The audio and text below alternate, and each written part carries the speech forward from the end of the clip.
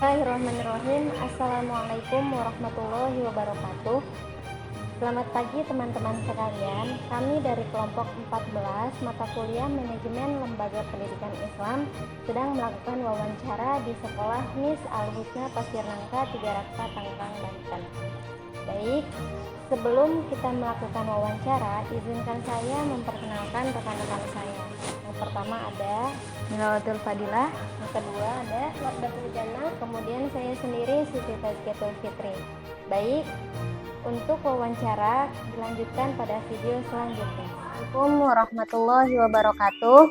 Baik, pada pagi ini kami sudah bersama Ibu Siti Musyrikatul Syadiah selaku Kepala Madrasah Miss Al-Husna Pasir Nangka, Tiga Raksa. Sebelumnya selamat datang para mahasiswa dari Unsia Ciputat Ciputat Jakarta. Terima kasih yang sudah mempercayakan kepada lembaga kami untuk melakukan sesi wawancara terkait dengan tugas materi manajemen lembaga pendidikan. Terima kasih karena sudah menunjuk lembaga kami.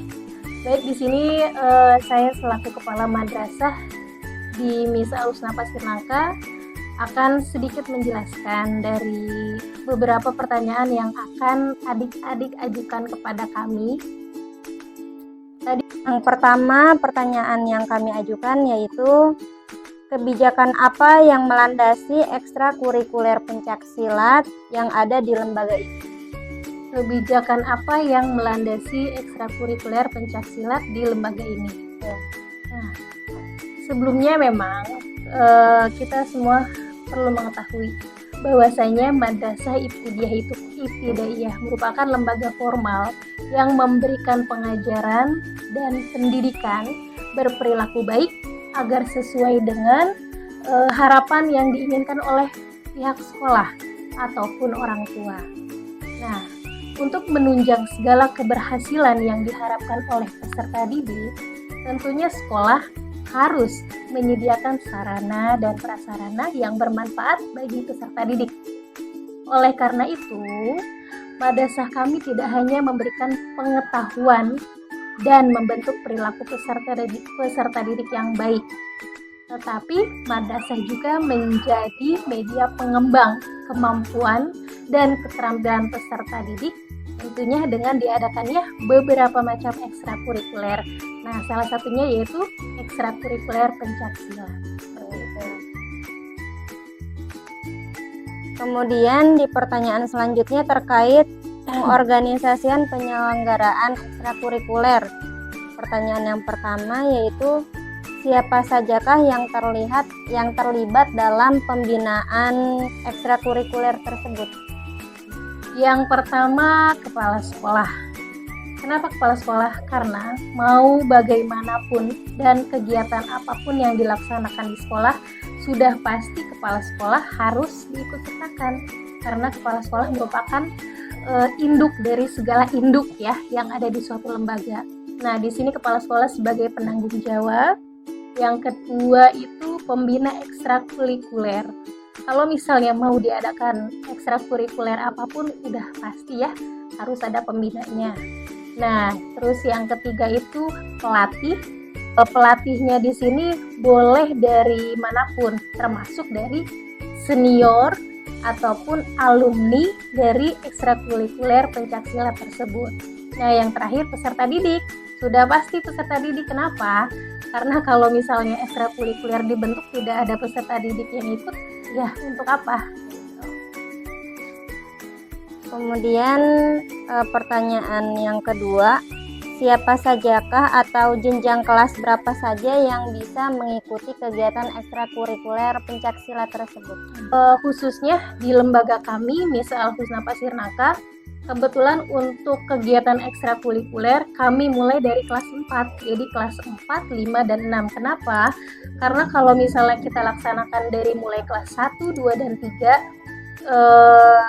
tanggung jawabnya masih besar ya, karena kan namanya tingkat MI ya, kelas SD gitu ya, jadi masih harus dengan pengawasan orang tua dan harus tetap harus dapat izin dari orang tua. Nah, kebanyakan dari untuk tingkat kelas 1 sampai 3 itu memang minim izin dari orang tuanya. Jadi makanya pihak sekolah dengan adanya kebijakan tersebut langsung memutuskan bahwa ekstrakurikuler apapun jenisnya kita mulai dari kelas 4. Jadi 4, 5, dan 6. Jadi langsung kelas tinggi aja gitu. Ya. Kemudian di pertanyaan yang ketiga yaitu, apakah ada hambatan pada saat kegiatan berlangsung? Jika memang ada, bagaimana cara mengatasi hambatan tersebut? Alhamdulillah, untuk hambatan tidak ada ya. Semua berjalan dengan lancar. Semoga kedepannya pun tidak pernah ada hambatan. Itu aja sih harapannya. Terkait dengan pengawasan ekstrakurikuler, bagaimana bentuk penerapan pendidikan karakter pada saat kegiatan ekstrakurikuler Pancasilat? Penerapan nilai karakter pada ekstrakurikuler Pancasilat yaitu adanya partisipasi dari peserta didik dan keteladanan baik dari kepala sekolah, pembina ataupun pelatih. Jadi semua harus bekerja sama antara kepala sekolah, pembina ataupun pelatih dan peserta didik. Karena kan biar maju juga ya ekstrakurikuler itu, kalau misalnya tidak ada kerjasama antara satu belah pihak saja tidak akan berjalan sih kalau menurut kami gitu ya. Seperti itu. Kemudian, apakah ada evaluasi mengenai pelaksanaan ekstrakurikuler di MI ini? Tentunya ada, karena evaluasi itu kan merupakan kegiatan yang sangat penting ya. Evaluasi itu kan dijadikan kegiatan untuk menjadi tolak ukur tingkat keberhasilan program ekstrakurikuler. Kalau misalnya nggak ada evaluasi ya kita mana tahu gitu sudah sejauh mana sih ekstrakurikuler yang sudah diadakan di lembaga kami, sudah sampai sejauh mana siswa misalnya untuk beberapa kali pertemuan sudah ada perkembangan kah. Itu harus tetap kita jalani evaluasi seperti itu, jadi biar kita tahu tingkatan-tingkatannya. Siapa sajakah yang terlibat dalam pengawasan pelaksanaan ekstrakurikuler? Sudah pasti kepala sekolah, tapi ditanggung jawabi lagi oleh pihak yayasan. Karena kan lembaga kami ini kebetulan merupakan sebuah yayasan ya, lembaga besar.